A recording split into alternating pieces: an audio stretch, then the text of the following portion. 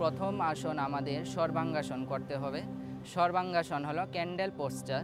সর্বাঙ্গাসনে আমরা একদম পা সোজা থাকবে, কিন্তু সর্বাঙ্গাসন যারা করতে পারবেন না কোনো অসুবিধা নেই, তারা বিপরীত করণী মুদ্রাও করতে পারে। এই সর্বাঙ্গাসনের মাধ্যমে আমরা সমস্ত শরীরের ব্যায়াম হয়ে যায়। এই সর্বাঙ্গাসনকে বলা হয় সর্ব অঙ্গের আসন, যার জন্য এটির নাম হয়েছে সর্বাঙ্গাসন। এই সর্বাঙ্গাসনের মাধ্যমে আমাদের থাইরয়েড গ্ল্যান্ড, প্যারাথাইরয়েড গ্ল্যান্ড সবগুলি আমরা উন্নত করতে পারি।